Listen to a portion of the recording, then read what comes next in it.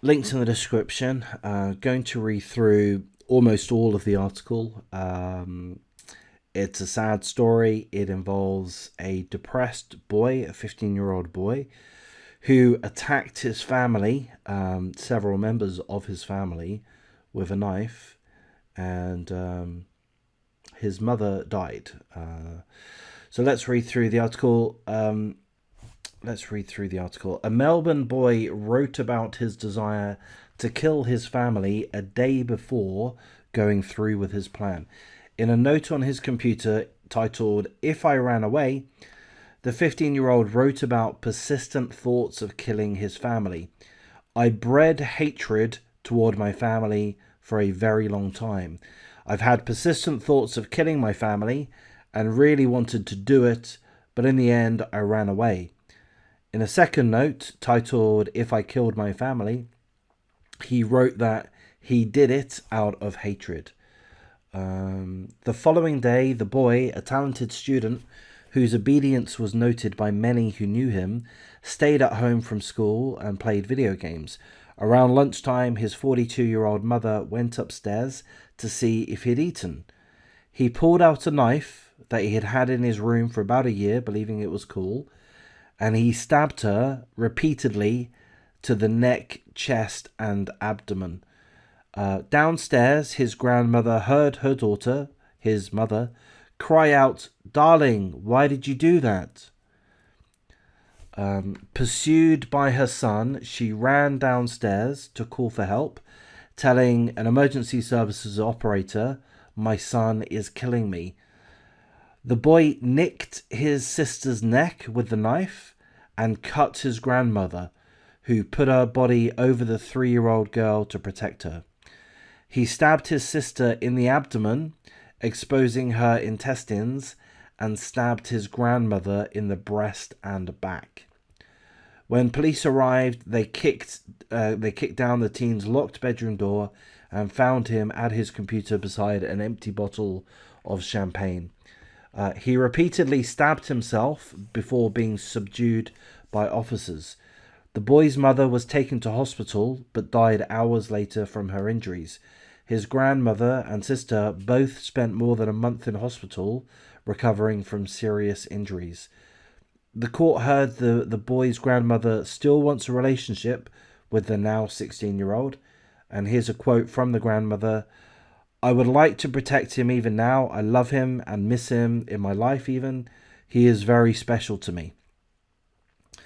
The boy, who pleaded guilty to murder and attempted murder, had been experiencing a major depressive episode for 3 years before the incident and had undiagnosed autism.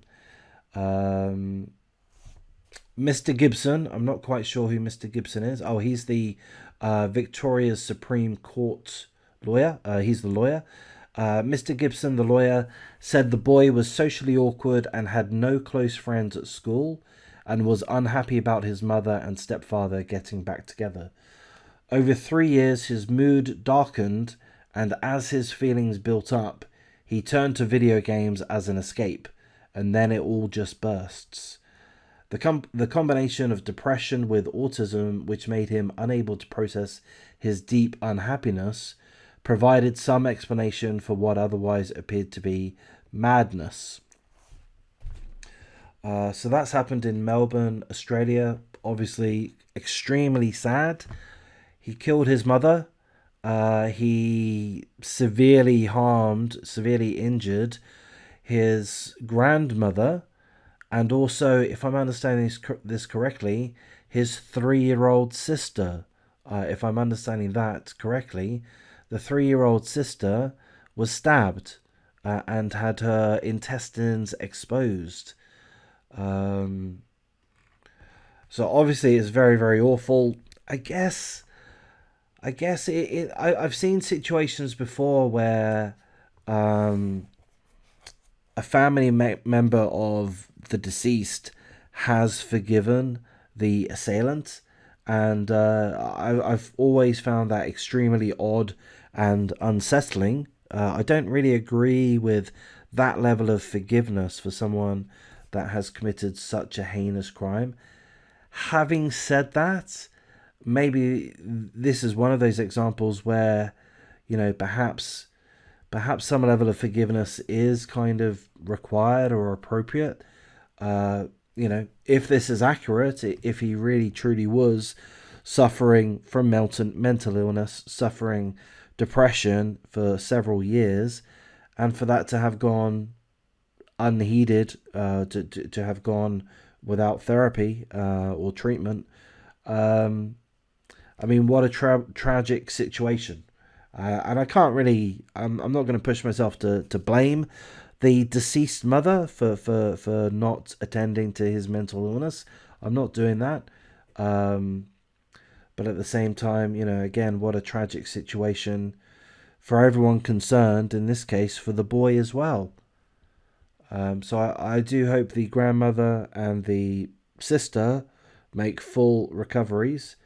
Um, and I guess this is the world that we live in.